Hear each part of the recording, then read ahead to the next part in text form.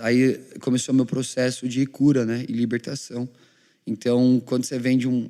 Cara, só pra você ter uma ideia, eu nunca convivi com meu pai, eu tive um encontro com ele. Mas tudo que meu pai fazia, eu fazia também sem ter contato com ele. Nossa. Então, eu roubava. E como eu falei, cara, eu não sei exatamente o número de irmãos. Eu acho que eu tenho uns 10 irmãos, tá? Nossa. Mas... Vários pai. Eu sou filho único da minha mãe. Uhum. Então, tipo, eu tinha essa promiscuidade dentro de mim. Aos 18 para maldição 19. hereditária. Mesmo. Já tinha feito um aborto. Então, tudo era uma réplica, né? Doideira. Então, imagina você passar por cura e libertação disso. Nossa, Cara, foram exatos 4 meses. Você imagina o que é, tipo, o teu pastor encostar em você, você cair endemoniado. Cara. E era uma humilhação. Além de tudo que você tinha vivido na tua outra religião. E tudo mais, E assim, a gente estava a fundo no negócio. Então, a gente fazia os processos, a gente fazia os procedimentos, a gente fazia as oferendas, a gente fazia tudo isso. Estava profundo o negócio. Tem uma coisa que me toca, que é a disciplina que eles têm. Então, eu lembro de fazer, tipo, um processo que são 40 dias, onde você tem que se abdicar de um monte de coisa. Cara, você faz. E a gente fura jejum. A gente fura jejum. Eu fico pé da vida com isso. Porque era 40... E assim, rigorosamente, assim. E eu era viciado em sexo, viciado em drogas, e eu ficava 40 dias sem ter vontade. Por conta do processo lá. Do obviamente, então você começa a perceber que essas vontades, que elas fogem do teu domínio próprio, talvez não é tão carnal, tem um lado espiritual muito forte. Sim, né? Com certeza. E, cara, eram coisas engraçadas e nojentas que a gente fazia. Era tipo assim, teve uma vez que devia ter uns 50 tipos de alimentos diferentes, que você ficava 40 dias abdicado. E aí, no final, o 40º dia, você ia pro terreiro, no meio... Aí você ficava no meio de uma roda que tinha tudo isso que você se abdicou, e aí a mãe de santo vinha e passava em você tudo. Então era bife de carne. Que nojo! Tipo, eu lembro uma vez, a gente tava numa praça, numa esquina de uma praça, e aí, pô, mano, eu não sabia muito bem o que tava pra acontecer. Ela pegou umas velas e, pô, quebrou na minha cabeça. Aí jogou uma farofa. Aí, pô, quebrou 2 ovos. Eu falei, eita, mano, vai me pôr no forno agora, né? Tipo, só falta isso. Mano, vai fazer um bolo de guerreiro. Então, tinha umas coisas que aconteciam que era... Mas aí, guerreirão, você começa a frequentar essa igreja, certo? Você começa a frequentar essa igreja, começa a ter a sua vida, assim, seu começo com Jesus. E eu tá falando em off aqui que a primeira pessoa que eu conheci quando eu cheguei na Zion, 2016, quando eu pisei na igreja, eu dei um passo pra frente, ele te cumprimentou, e aí, guerreirão, era você, foi a primeira pessoa. E eu queria ouvir de você, guerreiro, quando que você começa a entregar a vida para Jesus, aí tem o teu processo com Jesus, mas quando, a partir de tudo isso, se isso é na Zion, não é, onde você começa, talvez até seja por conta das 7 esferas, né? Você começa a ver que aquilo que você fazia era o teu chamado, não era só teu emprego. Como é que é esse processo? Nossa, isso é muito legal.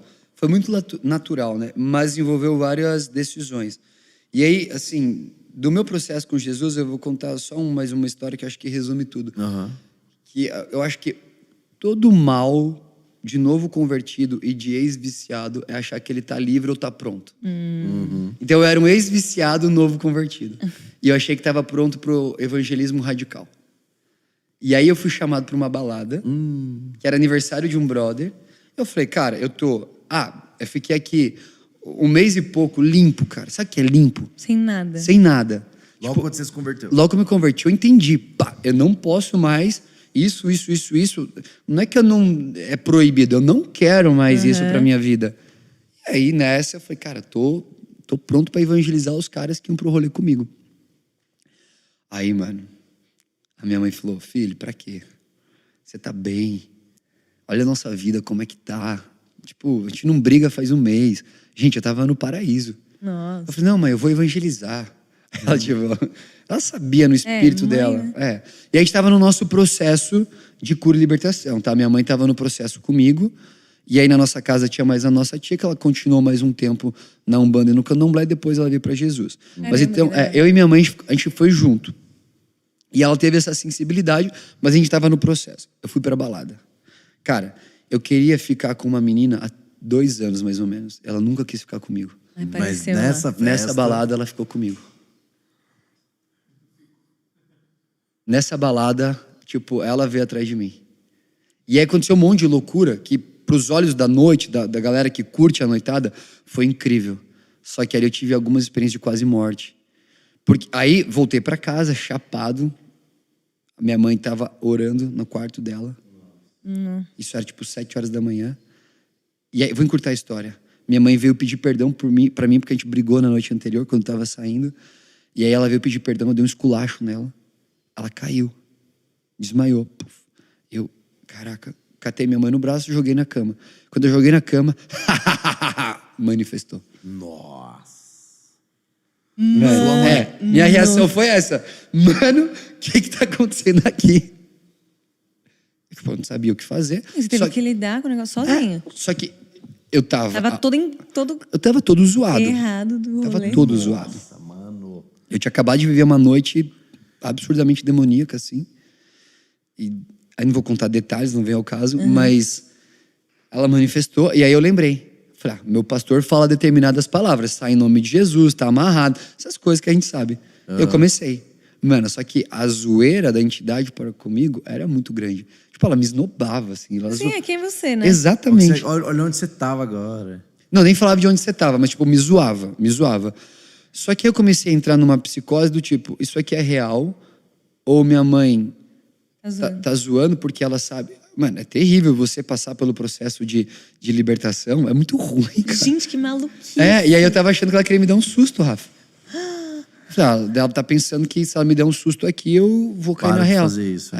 Mano, não. Aí eu começo a ligar pra todo mundo. Pastor, ninguém atende.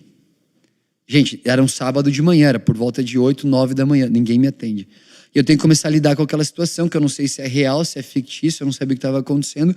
E, de repente, veio um silêncio, subiu um cheiro muito podre, assim, e ela falou, parece até filme, eu sei o que você fez ontem à noite.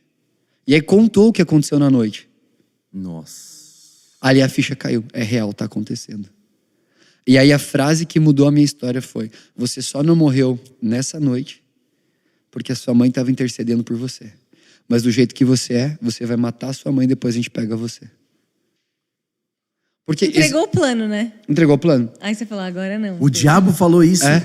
Por isso que eu falo pra você Por isso que eu falo pra você que eu tive várias experiências que o próprio Satanás falou, esse aqui não tem como lidar. Então, assim, se você for ler livros e relatos de pessoas que viveram no outro lado espiritual, quando você se converte, ou você fecha muito as brechas, ou você está destruído. Sim. Nossa. Porque você viveu entregue para ele. Como que você vai sair assim? Você me deve muita coisa aqui. Entendeu? E Satanás me deu muita coisa. Que doideira. Entendeu? Aí, então, desse dia em diante, eu falei, cara, preciso mudar radicalmente. E aí eu mudei radicalmente. Só que a minha ficha caiu quando eu comecei a aprender sobre as 7 esferas. Então, de início, eu só era um crente evangélico, protestante, numa academia. Então, eu comecei a fazer tudo com excelência. Eu restaurei meu emprego, eu fui chamado de volta. Aê. Depois, numa manhã que eu bati meu carro, velho. Eu comprei o carro dos sonhos, eu bati o carro no outro dia. Nossa. Aí o dono da academia passou na rua naquele momento. Viu? E porque eu tinha batido num cliente da academia. Nossa. Aí ele achou que eu tava chapado, eu contei minha história, ele me chamou de volta. Foi incrível, minha carreira fez assim, ó. Por quê? Cara, eu já sabia o que fazer, eu sabia como fazer. E agora sem droga, sem nada. Sem nada, e eu sabia por que fazer. Só que eu ainda era um novo convertido. Então você acaba acelerando demais. Até, isso aqui é um cuidado, novos convertidos, a gente precisa entender o que, quando, como, com quem. Porque às vezes a gente tá muito acelerado no nosso processo, as pessoas não estão prontas para ouvir o que a gente tem para dizer. Exato. Então é muito importante a gente ser discipulado, ter alguém de perto que vai orientar, né?